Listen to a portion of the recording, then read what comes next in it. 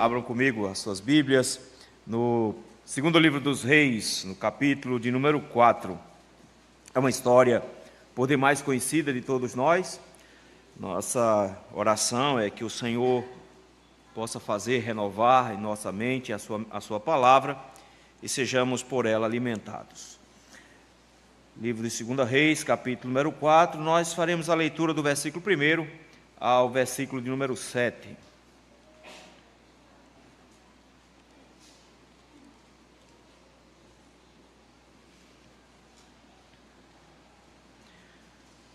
Nos diz assim a santa palavra do Senhor. Certa mulher das mulheres dos discípulos dos profetas clamou a Eliseu dizendo: meu marido, teu servo, morreu, e tu sabes que ele temia ao Senhor. É chegado o credor para levar os meus 2 filhos para lhe serem escravos. Eliseu lhe perguntou: que te hei de fazer? Diz-me o que é que tens em casa. Ela respondeu: tua serva não tem nada em casa, senão uma botija de azeite.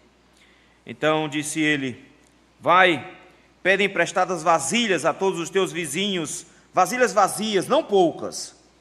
Então entra e fecha a porta sobre ti e sobre os teus filhos, e deita o teu azeite em todas aquelas vasilhas, põe à parte a que estiver cheia. Partiu, pois, dele, e fechou a porta sobre si e sobre os seus filhos, e estes lhe chegavam as vasilhas, e ela as enchia. Cheias as vasilhas, disse ela a um dos filhos: chega-me aqui mais uma vasilha. Mas ele respondeu: não há mais vasilha nenhuma. E o azeite parou. Então foi ela e fez saber ao homem de Deus, e ele disse: vai, vende o azeite e paga a tua dívida, e tu e os teus filhos vivei do resto. Vamos orar novamente? Santo Deus, eterno Pai, Senhor Todo-Poderoso, Deus Criador de todas as coisas, Senhor que sustenta o universo, Deus amoroso e bondoso, gracioso, Deus que nos ama, que cuida de nós, que nos protege. Muito obrigado pela Tua palavra, Senhor. Queremos Te louvar, porque temos em nossas mãos o Teu querer expresso em letras. Mas o nosso coração, em muitos aspectos, ó Senhor, tem dificuldades em entendê-la, mas também dificuldades em acatá-la. Por isso, Senhor, abra a nossa mente, para que possamos entender a Tua vontade, dar-nos um coração ensinável nessa manhã. Nós Te rogamos isso, no nome santo de Jesus Cristo. Amém. Irmãos, é grande o índice de endividamento em nosso país. Não sei como é que está a sua situação, mas todo brasileiro deve alguma coisa. Já notou isso? Nós estamos vivendo uma época de endividamento muito alto. Para vocês terem uma ideia, só nesse mês de junho mais ou menos, nós tivemos cerca de 78% da população brasileira está endividada. Desses 78%, pelo menos 30% está com uma dívida tão grande que não paga mais. A Nubank espalhou cartão para todo mundo, deu crédito para todo mundo e aí depois cobra uma fortuna. O camarada fica devendo R$1.000, que eu penso que não, tem 1 milhão de dívida, não consegue mais pagar. Se você é brasileiro, você já nasceu devendo. A dívida externa brasileira é grande e de alguma forma a gente já nasce na dívida. Só que nós temos uma dívida ainda muito pior, meus irmãos, e muito mais difícil de ser quitada. Todos nós que nascemos em Adão, nascemos já endividados também. Todos nós temos uma dívida para com Deus, uma dívida completamente impagável, que só existe uma maneira de ser quitada, que é todos sendo condenados ao inferno. De alguma maneira, meus irmãos, Deus providencia essa saída, porque da mesma forma como os endividados lá fora, que precisam de uma ajuda externa para quitar essas dívidas impagáveis, nós também precisamos de uma ajuda externa do Senhor para pagar a nossa dívida. E é exatamente essa ação de Deus na história para nos ajudar com essa nossa dívida, dessa redenção que Ele nos dá, comprando a nossa dívida e pagando a nossa dívida, é que nós vamos ver um pouco agora pela manhã. O texto de 2 Reis é uma continuação direta do livro de 1 Reis. E a história do livro de 1 Reis termina com um rei terrível. Nós não sabemos o que era pior, ele ou a esposa dele. O rei Acabe e a sua esposa Jezebel introduziram em Israel a adoração a Baal. E dentro dessa adoração a Baal, eles resolveram implementar uma perseguição ao povo de Deus, especialmente contra os profetas. Começaram a matar os profetas estão escondidos. Deus levanta um profeta chamado Elias, e Elias faz milagres incríveis, faz coisas incríveis, mas chega uma hora que Elias simplesmente desiste. Ele sabe que não tem como resolver a vida de Acabe, e ele entrega Acabe ao Senhor, e o Senhor diz que vai levantar 3 espadas contra Acabe. Uma dessas 3 espadas é um outro profeta que iria substituir Elias. O nome desse homem é Eliseu. E aí então o livro de 2 Reis inicia contando agora essa transição entre a história de Elias e agora a história de Eliseu. Por isso que o capítulo 1 ele tem uma encenação bonita, onde Elias encena uma saída da palavra de Deus de Israel. Ele faz o caminho reverso de Josué, passando por várias cidades, depois atravessando o Rio Jordão, para lá no final ele entregar o ministério nas mãos de Eliseu. Eliseu, meus irmãos, ficou com uma das funções mais difíceis da história. Afinal de contas, Elias é um profeta de uma qualidade, de um tamanho tão grande, a ponto que no Novo Testamento, o ministério de Cristo ser comparado ao dele, ou o ministério de João Batista ser comparado ao dele, tamanha a relevância de Elias dentro do povo de Israel. Eliseu agora tem um problema nas mãos. Como substituir um profeta desse naipe? E aí o Senhor, meus irmãos, vai confirmar dentro de Israel o ministério de Eliseu, mostrando que Elias tinha sido assunto aos céus, mas que a palavra do Senhor permanecia no meio do seu povo. De forma que nós temos a partir dali uma sequência de histórias, uma sequência de milagres operados por Eliseu. Essa sequência de milagres que nós temos aqui no texto de 2 Reis, não é simplesmente milagres aleatórios. É o Senhor mostrando que Israel está envolto em seus pecados e por causa disso o sofrimento é a paga. Então o que você mais vai ver aqui é desespero. Em cada uma dessas histórias você tem eventos de desespero, de morte, de angústia, de sofrimento. Mas ao mesmo tempo é para mostrar que a palavra do Senhor e a própria presença do Senhor permanece no meio do seu povo por meio do profeta Eliseu. Por isso que o Senhor fica operando milagres, até mesmo quando o povo não solicita. O Senhor continua operando juízo e em seguida livramentos por meio do seu servo Eliseu. As histórias vão sendo encaminhadas, inclusive, ora, o Senhor está defendendo a reputação do seu profeta, mandando ursas para matar alguns jovens. Mas no capítulo anterior, o texto deu uma pausa nesses milagres para contar uma história um pouco mais longa. Ele vai fazer isso algumas vezes nesses textos.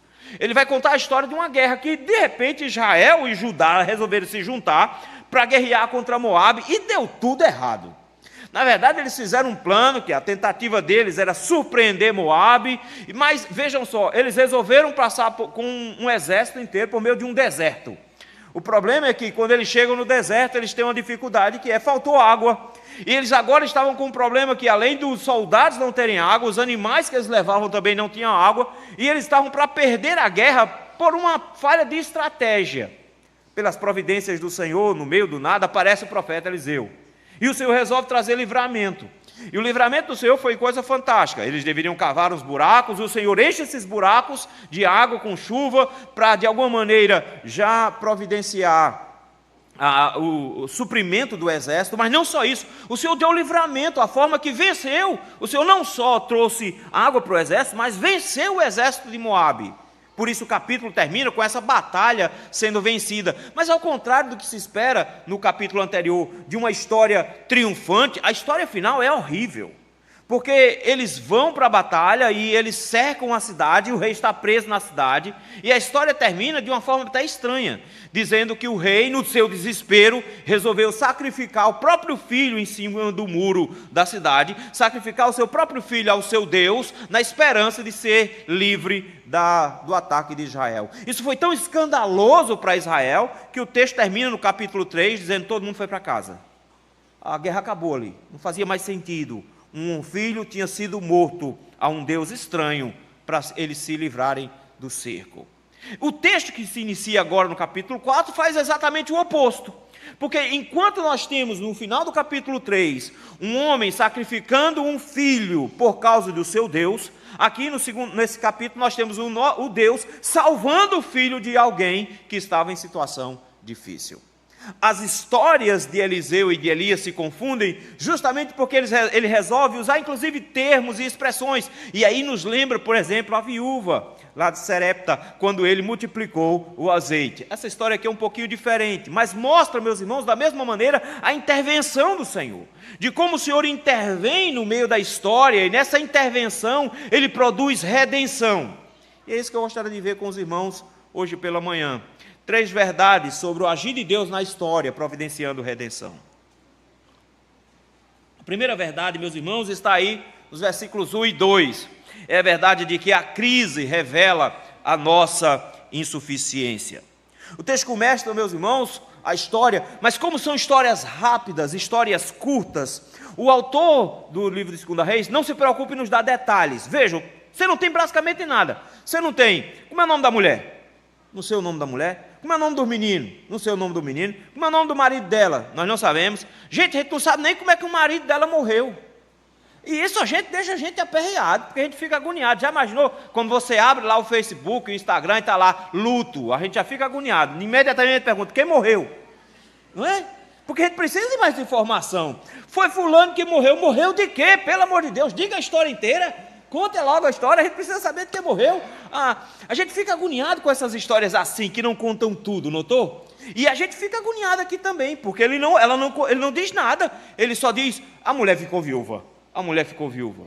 Mas na verdade, o grande ponto aqui é que as pessoas aqui são instrumentos do Senhor para nos dar uma grande lição. E a história em si é que é importante. Ele não quer chamar a atenção com outros detalhes. Por isso que ele não diz de quem morreu, não diz o nome das pessoas, mas a história, meus irmãos, é de um drama terrível.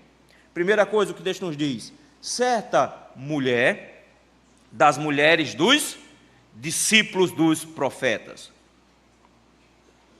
O que nós precisamos saber já está aqui. E o que o texto nos diz que essa mulher sem nome é, na verdade, uma esposa de seminarista. Esse homem aqui, na verdade, ele que morreu, ele era um dos discípulos dos profetas. A expressão literalmente é um dos filhos dos profetas. Esse homem estava estudando para ser pastor, para ser profeta em Israel. E isso é interessante porque isso faz parte do elevado Senhor a Israel. Porque desde a morte de Acabe, o Senhor está levantando profetas de novo em Israel. É tanto que alguns capítulos à frente, no capítulo 6, nós já vamos ver eles dizendo que a casa de profetas estava ficando pequena para tanto profeta que já tinha. Então Deus estava aumentando o número de profetas. E morre aqui um desses filhos dos profetas. Esse homem, meus irmãos, é descrito como alguém especial, como alguém que temia ao Senhor. O texto diz que esse homem era temente a Deus e que servia ao profeta Eliseu. Olha a continuação: meu marido, teu servo, morreu, e tu sabes que ele temia ao Senhor. Ele era o teu servo e ele temia ao Senhor. Então ele não era o que a gente chama lá no seminário de seminarista fumaça. Ele não era aquele camarada enrolão, pelo contrário. O texto nos diz que esse homem era um servo fiel ao Senhor, e a expressão que usa aqui é de que ele servia diretamente ao ministério do próprio Eliseu. Além disso, ao dizer que ele temia ao Senhor, mostra a qualidade que ele possuía de maior importância. Ele era alguém fiel a Deus. E por isso, meus queridos, o texto mostra todo o desespero dessa mulher. O texto nos diz que ela chega gritando, olha a expressão aí, e clamou a Eliseu. Você vai ouvir muitas essas expressões a partir do capítulo 4 aqui. Sempre pessoas gritando, sempre pessoas clamando ao profeta.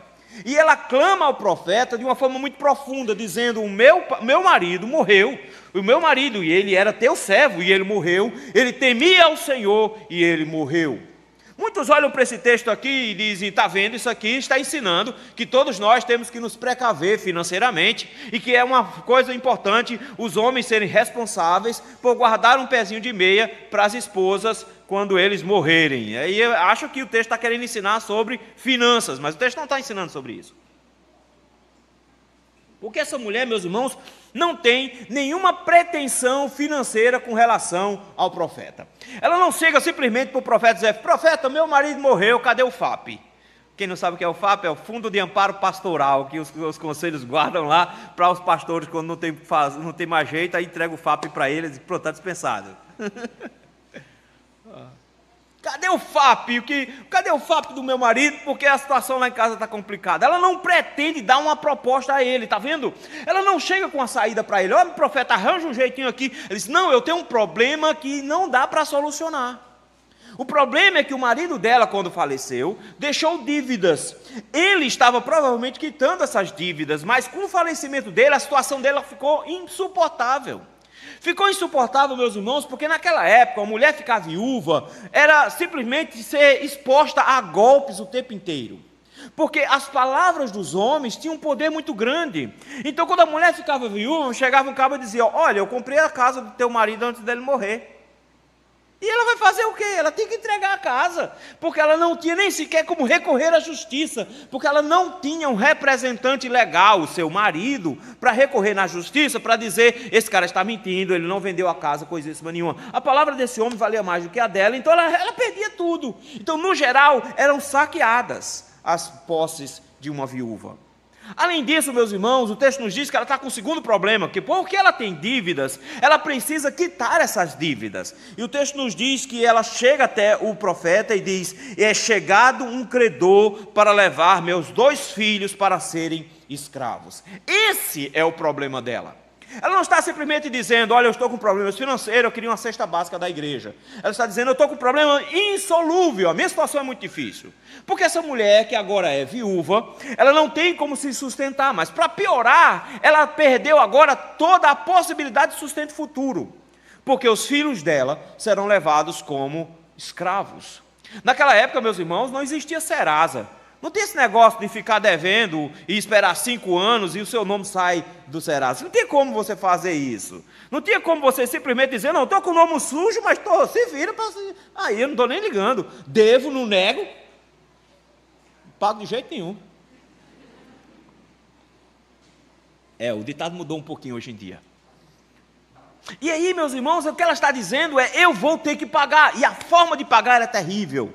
A forma de pagar, quando você contrair uma dívida que você não tinha como pagar, era dar a alguém da família como escravo no pagamento. Essa pessoa deveria trabalhar de graça para essa outra pessoa durante o período que fosse necessário para quitar a dívida que a pessoa possuía. Então, se você tinha dívida com alguém, você precisava pagar com trabalho. E a maneira de se fazer isso era alguém da família sendo concedido como escravo. Às vezes era o pai da família que ia se tornar escravo, às vezes era a família inteira que ia se tornar escravo. E essa mulher, meus irmãos, agora além de perder o marido, ela agora está numa situação insuportável, porque o texto nos diz que essa mulher precisa entregar os 2 filhos e o prazo está curto. O texto diz: amanhã. Vai lá, é chegado o credor. A ideia é de que ele já está na porta, está vendo? É chegado. Não vai vir, ele já chegou, está aqui. E o que ele quer? Ele quer que a dívida dele seja quitada. Ele quer o dinheiro dele de volta, mas como não tem como pagar, ele vai levar os 2 filhos dela. Isso, meus irmãos, era a destruição completa dela. Porque esses filhos, meus queridos, eram a aposentadoria dela. Naquela época não existia INSS. Então os filhos eram a garantia que os pais tinham de sustento no futuro. A forma como eles tinham de saber que iriam ter uma velhice ainda resguardada é ter muitos filhos. Então, quanto mais filhos você tinha, maior era a sua aposentadoria. Um investimento interessante, é para pensar. Quanto mais filhos, maior o investimento. Ela só tinha 2, então a aposentadoria ia ser pequena, mas o INSS dela estava garantido. E agora o texto diz: chega esse credor e vai levar os 2 filhos dela, e ela agora não só não tem marido, ela agora não só não tem proteção, como ela não tem nenhum tipo de sustento, ela não tem futuro. A vida dela se acabou. O desespero dela é completo.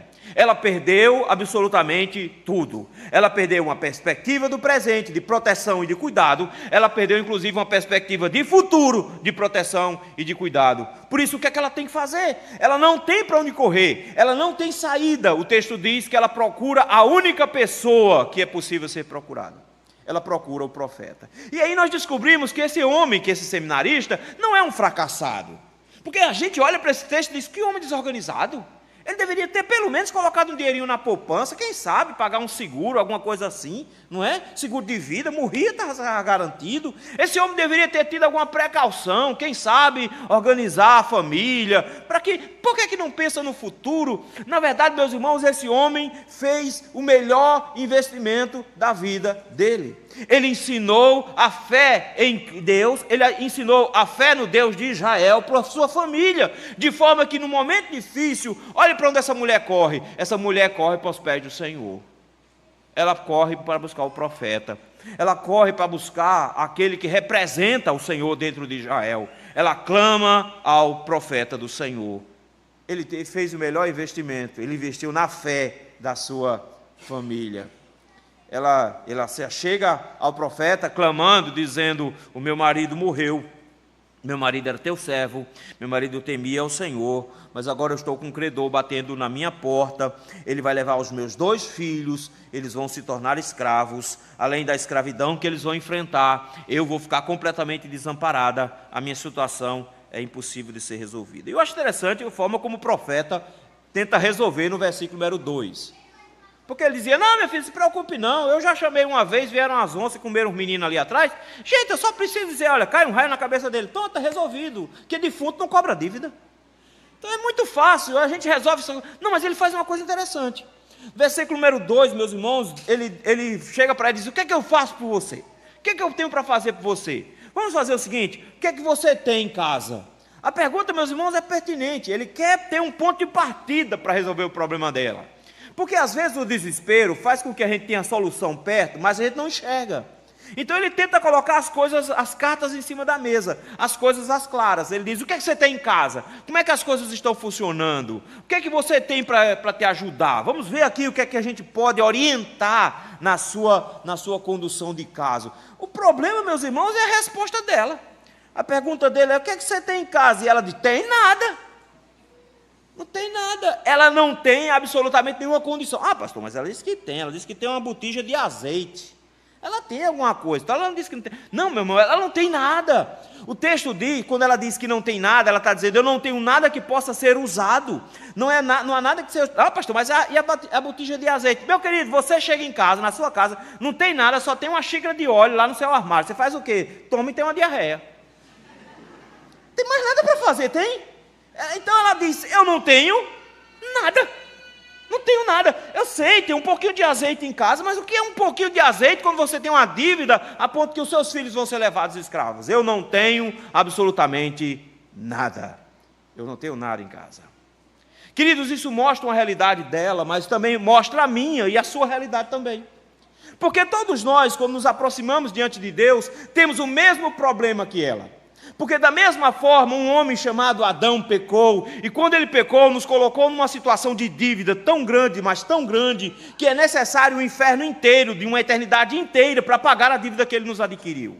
Todos nós já nascemos mortos em nossos delitos e pecados. Por conta disso, todos nós já temos uma dívida que é impagável. Não tem como você resolver esse problema sozinho. E quando a pergunta é feita: o que você pode fazer para ser salvo? A resposta é: não tem absolutamente nada que você tenha nas mãos. Porque todas as suas obras, o pouco que você possui em suas mãos, são para Deus como trapos de imundície. Não existe nada, absolutamente nada que o homem possa fazer para que possa ser salvo. Não existe nenhuma ação que você possa tomar que possa fazer você ser salvo. A situação é completamente desesperadora. Assim como essa mulher não tem para onde correr, não tem para onde fugir, nós também da mesma forma não temos, porque eu e você nascemos numa condição com uma dívida impagável. O desespero que é descrito nesse texto, meus irmãos, é o desespero de todo homem na face da terra. É a condição de todo homem na face da terra. Nascemos vendidos, nascemos escravos do pecado, escravos do diabo. É essa a nossa condição, com a dívida impossível de ser quitada, só esperando a execução. Todos nós nascemos com uma espada em nosso pescoço, a espada da justiça divina, e a ira do Senhor, mais cedo ou mais tarde, alcança cada um dos homens que se espalham pelo mundo. Nesse sentido, a primeira verdade que nós vemos desse agir de Deus na história é para nos mostrar de que nós simplesmente não temos nada o que fazer pela nossa vida espiritual. É uma crise que revela a nossa insuficiência. Mas a segunda verdade que o texto nos mostra, meus irmãos, além da crise que revela a nossa insuficiência, mostra a providência que revela a graça de Deus. O texto nos diz que a única coisa que ela tinha, um pouquinho de azeite em casa. A partir do versículo número 3, até o versículo número 6, nós temos as instruções do profeta de como resolver o problema. E a instrução do profeta, meus irmãos, é meio louca, é bem verdade. Ele diz assim, versículo número 3: Então, disse ele, vai, pede emprestado vasilhas a todos os seus vizinhos, vasilhas vazias. Isso aqui ela consegue fazer, mas é estranho, não é? O que uma viúva faz pedindo emprestado vasilha na casa dos vizinhos? Ia de casa em casa dizendo, fulano, você tem uma Tupperware aí para me emprestar? Não tem Tupperware não, porque Tupperware está caro e até já faliu, não tem mais não. Não, mas primeiro arranja um pote de sorvete para mim. Tem pote de sorvete não? Também tem pote de sorvete. E uma garrafa d'água vazia? Você não tem não? Garrafa de refrigerante? Me dê uma vasilha, qualquer tipo de vasilha serve. E o profeta diz, arranje vasilha vazia. Você não vai pedir alguma coisa na casa do seu vizinho para comer, alguma coisa do tipo, não. Você tem que procurar vasilhas vazias. E encontre o máximo de vasilhas. Meu irmão, essa casa virou praticamente uma central de reciclagem. Eu não estou... Tudo quanto era vasilha velha que ela conseguiu, ela trouxe para casa.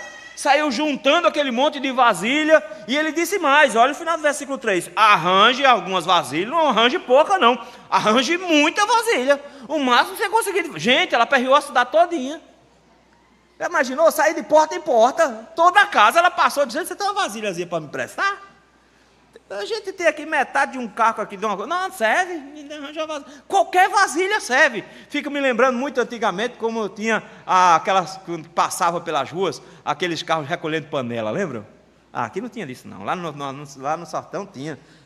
Aqui tem a carro de panela? Qualquer vasilha serve, taga só vasilha, qualquer vasilha serve.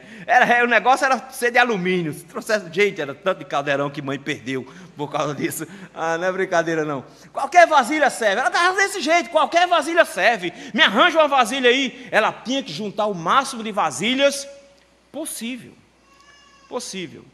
O texto então vai nos dizer que o Senhor vai providenciar para ela um livramento.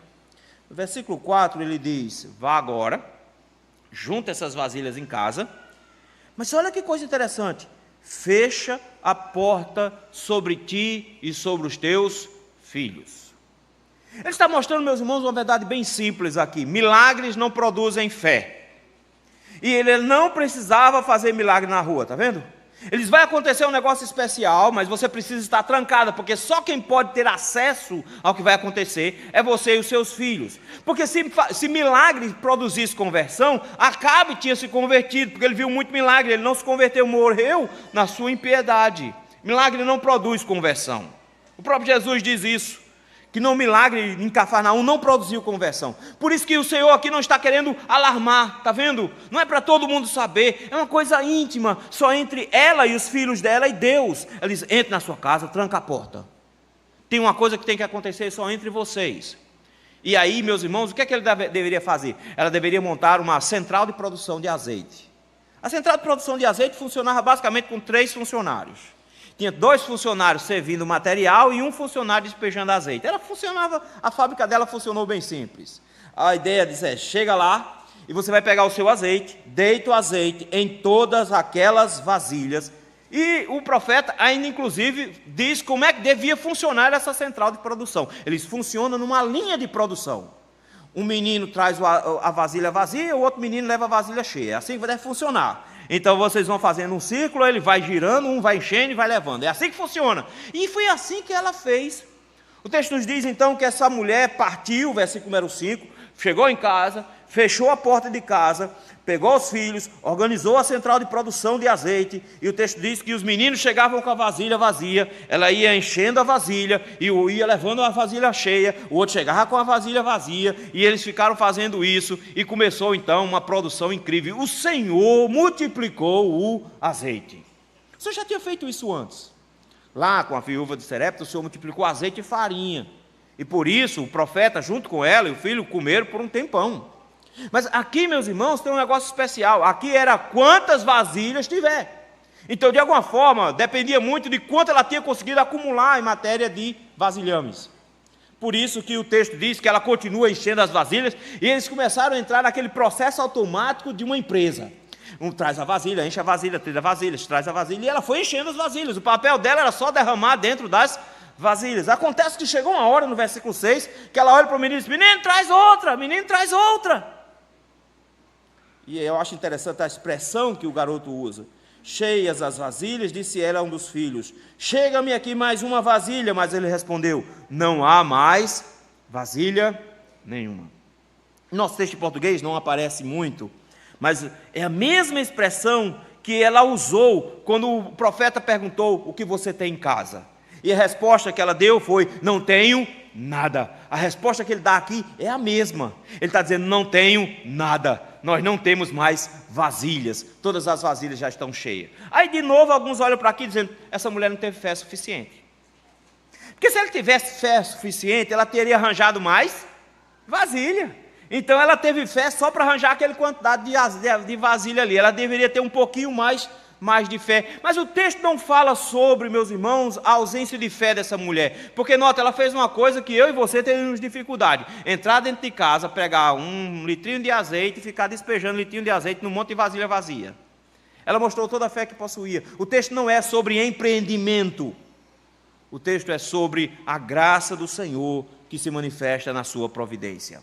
Deus está providenciando para essa mulher uma situação nova. Em meio a um milagre, o Senhor agora está rompendo a ordem lógica dos eventos. O Senhor está mudando a forma como o mundo funciona. O Senhor está produzindo um milagre em meio a uma simplicidade enorme, mas suficiente para transformar a vida dessa mulher. A graça do Senhor se manifestou a ela, e se manifestou de tal maneira que agora a providência do Senhor é de uma salvação para a vida dela. Que bonito saber, meus irmãos, que a minha e a sua situação, que era de dívida impagável, insustentável e completo desespero, que eu e você não tínhamos como fazer, como mudar nada, afinal de contas, a crise da nossa existência era sermos insuficientes para a nossa salvação. Deus providenciou a salvação para cada um de nós. Cristo, meus irmãos, é essa fonte inesgotável de vida. Cristo é aquela providência de Deus para salvar a mim e a você. Cristo é a providência do Senhor para resgatar-nos de nossa dívida. Ele paga o preço que era nosso. Ele paga a nossa dívida. Na cruz do Calvário, o Senhor pagou o preço que era meu e que era seu. Rasgou todo escrito de dívida contra nós. Nós não somos mais escravos do diabo. Nós não somos mais escravos do pecado. Nós não somos mais escravos da nossa carne. Cristo nos resgatou de forma completa. Ele livrou-nos, meus irmãos, por um ato milagroso. O Filho de Deus, o próprio Deus encarnado, morreu na cruz do Calvário para que eu e você tivéssemos a providência de Deus para uma dívida que nós jamais conseguiríamos pagar. O Senhor providenciou salvação. O Senhor providenciou uma saída para a nossa crise. A nossa dívida impagável foi paga suficientemente na cruz do Calvário. Primeira verdade sobre esse agir de Deus na história para a redenção é que a crise revela a nossa insuficiência, a providência revela a graça de Deus, mas em último lugar, a provisão que revela a abundância da graça. No versículo número 7 nós temos a conclusão da história, e a conclusão não é simplesmente dizendo assim: ela agora teve a sua dívida paga. É interessante que essa mulher, ela provavelmente passou a vida inteira sendo cuidada pelo marido. Por isso que ela precisa de instruções muito específicas, e o profeta funciona assim, dando instruções muito específicas para ela. Uma vez que ela agora está com a casa cheia de azeite, e não sabe mais o que fazer com esse azeite, ela procura o profeta. E aí, meus irmãos, o texto é de uma beleza fantástica no versículo 7, diz assim: então foi ela e fez saber ao homem de Deus. Essa expressão agora, a partir daqui, ela foi usada pela primeira vez aqui, mas a partir daqui ela vai ser usada o tempo inteiro. Ela é sempre apontando para Eliseu como aquele que representa o próprio Deus no meio do povo. Ele é a presença de Deus entre eles. É como se ela estivesse agora não só buscando uma ajuda, mas ela agora estivesse buscando novamente o próprio Deus. Porque uma vez encontrando a solução para o seu problema, uma vez encontrando o problema dela agora solucionado pela providência do Senhor, ela busca no Senhor instruções de como agir. Veja, ela não está preocupada somente em como fazer, já que o problema dela foi resolvido. Ela quer saber qual é a vontade de Deus para o que fazer agora. Ela continua buscando submissa a Deus, porque Deus agora é quem vai cuidar dela. Ele é o pai dos órfãos, Ele é o marido das viúvas. Ele é quem cuida de nós. E nesse sentido, meus irmãos, ele vai mostrar que a graça do Senhor é muito maior do que às vezes a gente pensa. Porque o texto nos diz que essa mulher já tinha muito azeite em casa, e a instrução do profeta que é fantástica. O texto diz que ela busca o homem de Deus, perguntando agora o que é que deve fazer, e a resposta dele foi, em primeiro lugar, vai, vende e paga a tua dívida. Parece uma instrução bem simples, mas isso aqui, meus irmãos, é de uma felicidade enorme.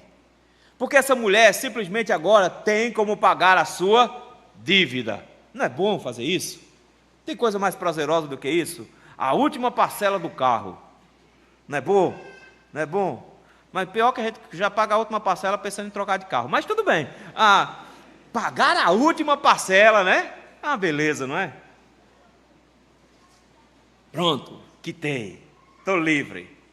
Agora é meu. Quitei. Ele diz aqui uma felicidade enorme para ela. Ele diz, a sua dívida tem como ser quitada.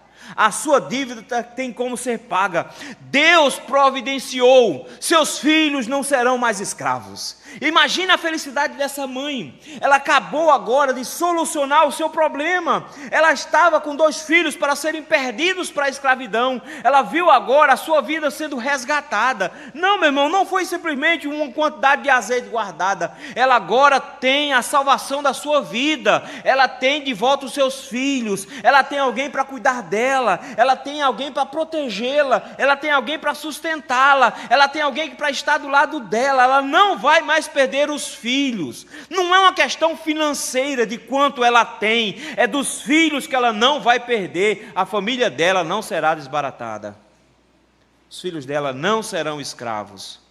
O profeta traz uma mensagem fantástica dizendo, esse azeite é para você vender.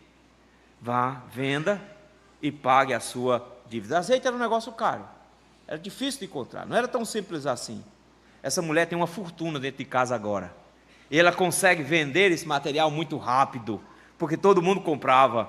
E ao vender, ele diz, você vai lá, agora venda e pague. Se isso não fosse uma graça grande o suficiente, a gente diria, que coisa, né? Pelo menos, não, agora está tudo certo na vida dela, está tudo tranquilo. Mas não, onde abundou o pecado, superabundou a graça. A graça do Senhor, meus irmãos, nunca é derramada a conta-gotas. Ela sempre é derramada em profusão. Ela sempre vem em grande quantidade. Por isso que o profeta diz, o azeite que você tem em casa não é só suficiente para pagar o que você está devendo. Olha a continuação do texto. Vai, vende o azeite, paga a tua dívida, e tu e teus filhos fazem o que agora? Vivei do resto.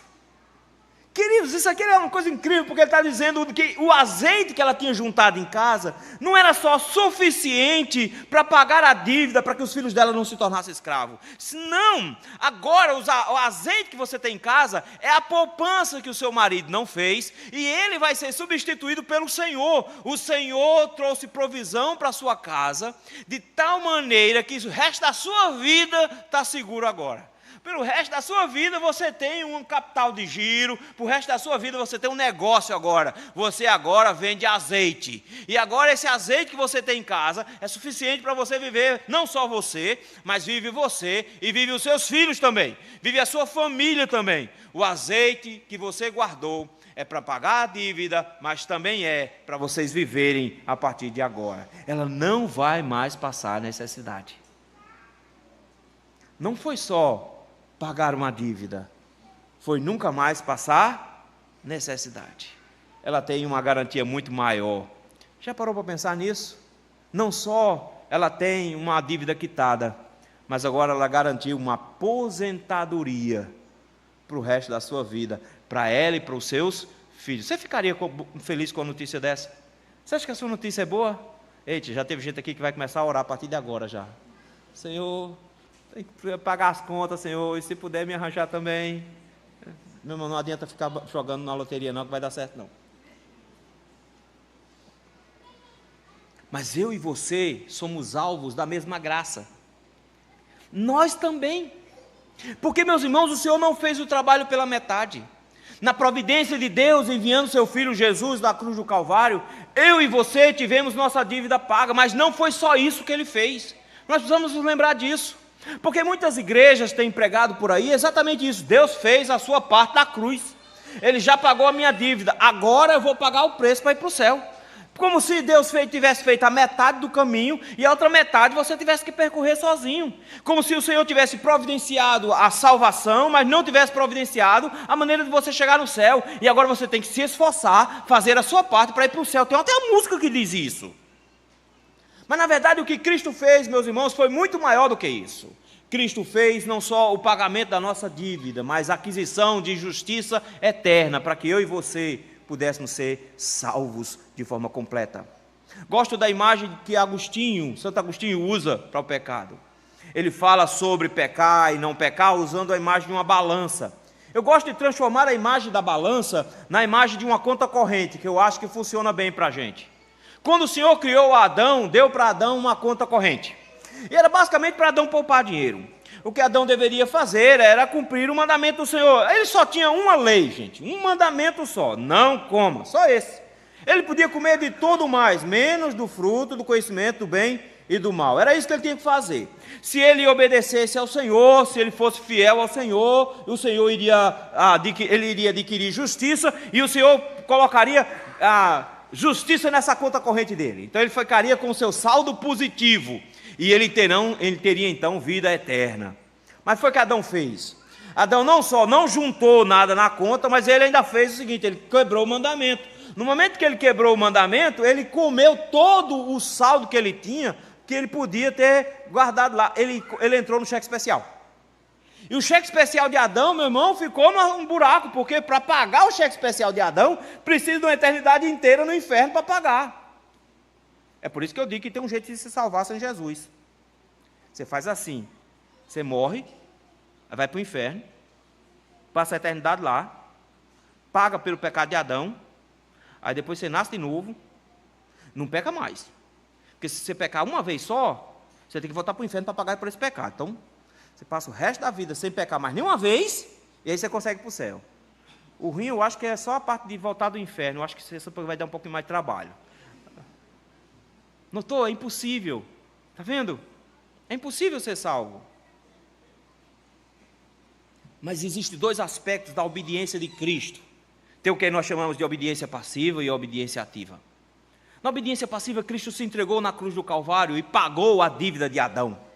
Quando Cristo recebeu sobre si a punição, meus irmãos, o Senhor estava pagando toda a dívida que Adão tinha adquirido para nós.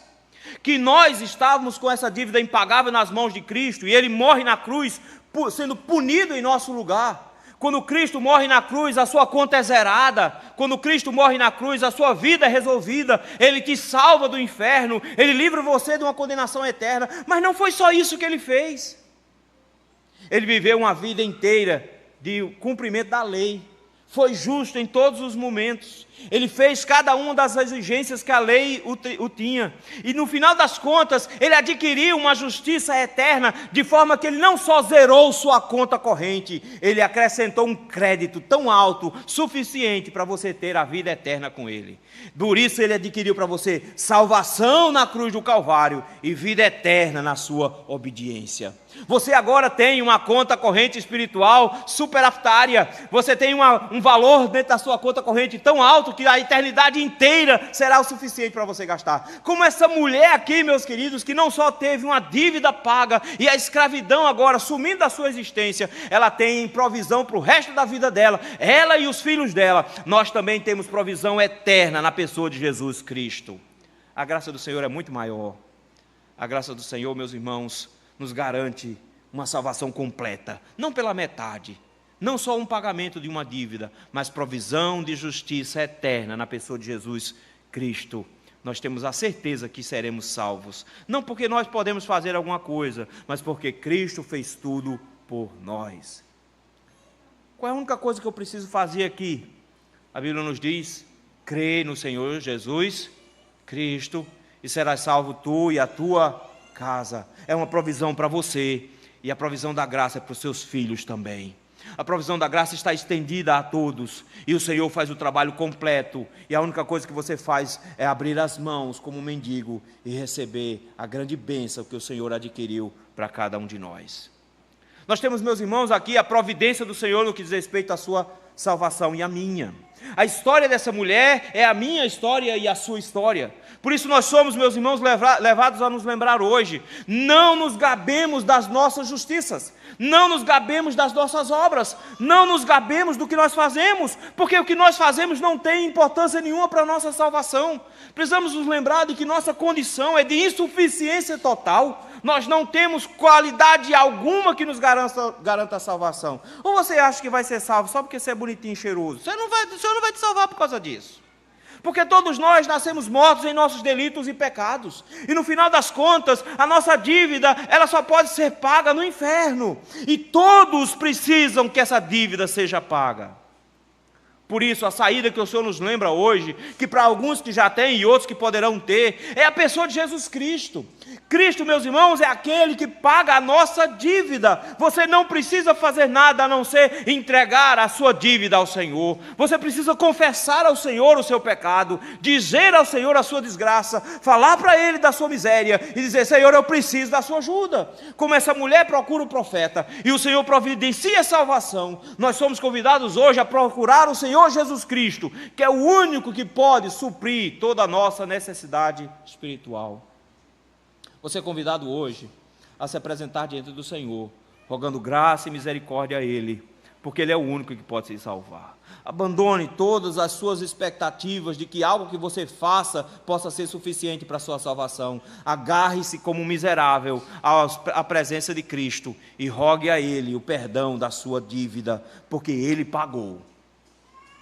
Todos vão comparecer diante do tribunal de Deus. Todos serão cobrados da sua dívida. Alguns vão aparecer para ainda pagar. Outros vão aparecer com a dívida já paga. Alguns vão aparecer e começar o pagamento depois da sua morte. Outros que estiverem com Cristo vão aparecer diante do tribunal e Cristo dizendo: a dele já está paga. O contrato que havia já foi rasgado. Aquela promissória que ele tinha já foi rasgada. Ele não precisa mais pagar. Eu já paguei. Mas que bom, meus irmãos, é que o pagamento da nossa dívida é muito maior, então nós somos convidados também a louvar ao Senhor, porque se você já foi alvo dessa graça, se você já se reconhece miserável nessas condições, e reconhece a salvação que Cristo já te providenciou, o Senhor te convida hoje a louvar ao Senhor, porque afinal de contas Ele providenciou para você, não só uma saída da situação que Adão te colocou, mas Ele providenciou uma saída nova, cheia de graça, não depende de você, a vida eterna já está garantida na pessoa de Jesus Cristo. Todos nós já estamos salvos na pessoa do Senhor Jesus. Temos provisão eterna, a eternidade já nos está garantida, na presença dEle, na companhia dEle, por toda a eternidade, porque Ele não só pagou a nossa dívida, Ele adquiriu para nós justiça e imputou em nós, para que nós fôssemos justos e santos por toda a eternidade. Queridos, todo brasileiro hoje já nasce endividado. Alguns, quase todos, já viu? 70 e poucos por cento, 78% está endividado. Desses 30% não vai ter mais nem como pagar. Mas 100% está endividado com Deus. 100% dos brasileiros já nasceram endividados com Deus. Mas Cristo providenciou solução. Você não precisa pagar por essa dívida, porque Cristo pagou por você. Você precisa crer no Senhor e creia firmemente nele, porque Ele providenciou não só o pagamento da sua dívida, mas crédito eterno de salvação. Você vai morar com Ele se você se render a Ele. Não custa nada buscar o Senhor hoje, rogando a Ele perdão, misericórdia e salvação. Vamos fazer isso? Senhor, em nossos pecados, ó Senhor, nós caminhamos às vezes longe do Senhor. Não sei quantos estão aqui, Senhor, que ainda, meu Deus, estão distante do Senhor. E vive, meu Deus, envoltos em seus pecados, carregando sobre si uma dívida eterna. Senhor, produz salvação nessa manhã. Que esses corações sejam alcançados pelo Senhor. E possam contemplar com clareza a miséria em que se encontram. E encontrem na pessoa de Jesus Cristo a salvação para suas almas. Ajude-os, ó meu Deus, a enxergar a necessidade que possui do Senhor, para que, recorrendo ao Senhor, encontrem em Cristo a salvação eterna das suas vidas. Mas muito obrigado, Senhor, porque todos nós que aqui estamos, que já tivemos nossa dívida paga, temos a certeza de que nós já estamos com a nossa salvação eterna garantida, não porque nós somos boas pessoas, mas porque o Senhor já nos transformou, porque o Senhor mora dentro de nós, mudou os nossos corações e nos salvou de forma completa. Temos a certeza de salvação, não com base no que fazemos, mas porque o Senhor já fez tudo por nós, o Senhor conquistou tudo sozinho e nos deu de graça salvação e vida eterna. Nosso coração é grato. Nós, Senhor, endividados, incapazes de pagar, tivemos nossa dívida paga e fomos enriquecidos pelo Senhor. Muito obrigado, Senhor, por tantas bênçãos. No nome de Cristo que nós te agradecemos. Amém.